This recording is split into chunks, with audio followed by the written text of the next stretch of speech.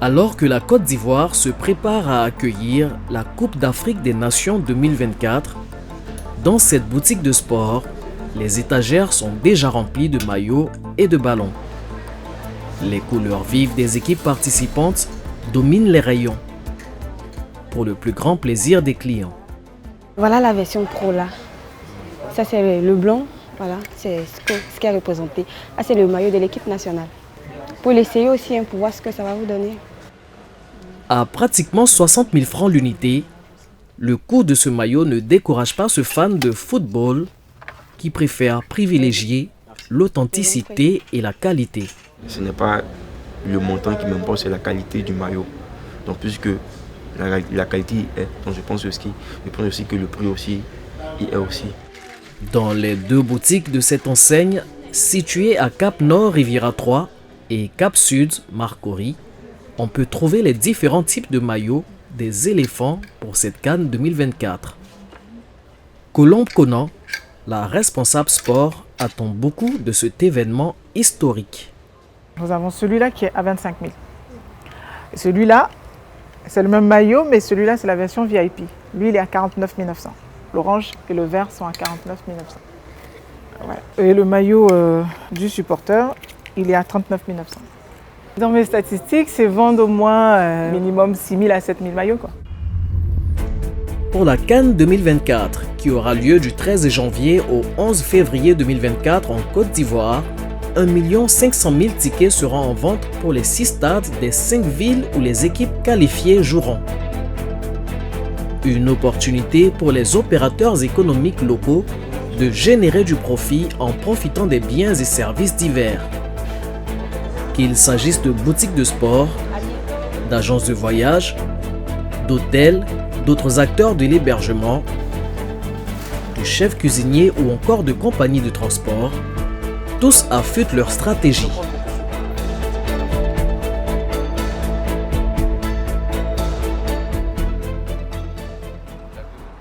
Il est 9 h dans le quartier de la Riviera Mbadon, commune de Cocody. Daouda David Diakité fait le point avec ses équipes sur les actions engagées pour proposer aux supporters d'ici et d'ailleurs des circuits touristiques alléchants durant toute la période de la CAN 2024.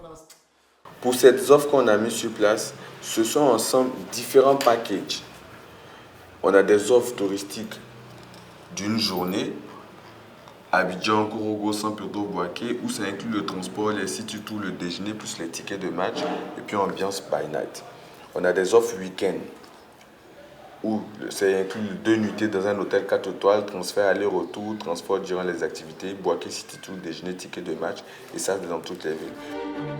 Ce passionné de tourisme a monté l'agence Deep Road Trip en 2021.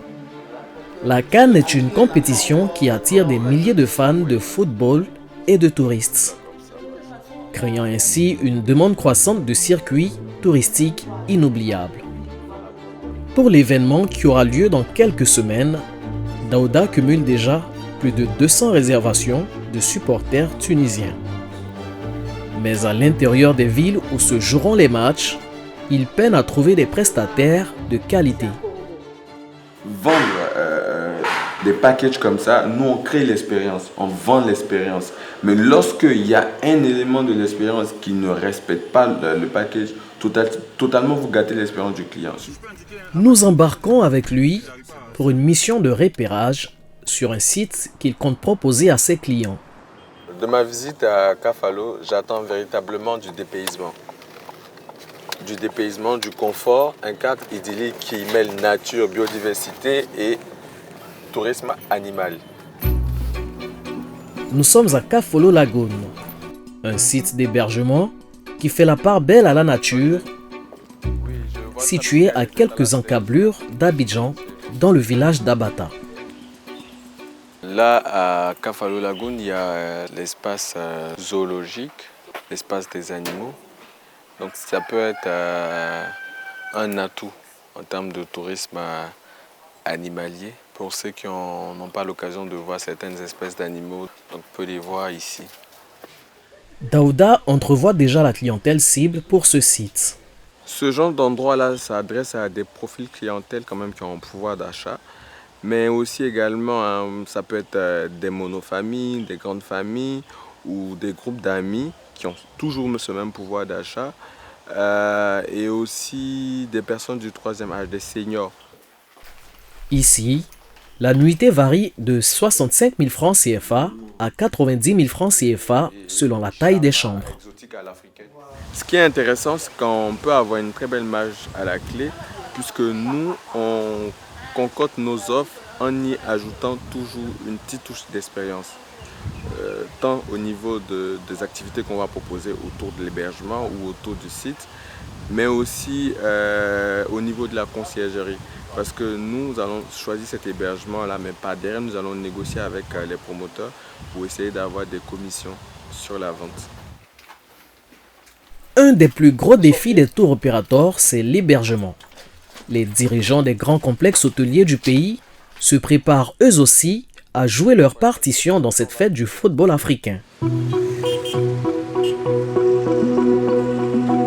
Bienvenue au Noum, un joyau architectural planté au cœur du quartier des affaires, la commune du Plateau. Ici, on dénombre 170 chambres et 9 suites. Jean-Luc Baguedi, le directeur général, s'assure que tout est fin prêt pour accueillir les supporters. C'est bien ça, l'installation par rapport au fauteuil et au sofa. Ça, c'est la dernière édition du BAP. Très bien ce livre. Mais par contre, je pense qu'il faudrait que... Je vois que là, c'est sur le Sénégal. Ça serait bien d'en avoir un aussi sur la Côte d'Ivoire. C'est important. Ici, excellent, la bibliothèque, parfait. C'est la suite Prestige. C'est la plus grande suite pour le moment. Mais nous allons rajouter d'ici décembre 20 appartements qui sont beaucoup plus spacieux. On parle de minimum 45 mètres carrés jusqu'à 150 mètres carrés selon le type d'appartement. Une chambre, 2 chambres, 3 chambres. Les 20 appartements en construction sont situés au 17e et 19e étage. Donc voilà, ici c'est un appartement d'une chambre. Une chambre, c'est l'appartement témoin. La bonne nouvelle, c'est que les travaux ont bien avancé. Le revêtement a déjà été mis, les meubles sont posés. Et d'après le département technique, on devrait être prêt pour décembre 2023. Donc on aura quand même une bonne quinzaine, voire une bonne vingtaine de jours d'avance par rapport au tournoi. On a très bien avancé. Le directeur général n'a pas voulu nous révéler le coût global de cet investissement ni la rentabilité escomptée, car pour lui, le plus important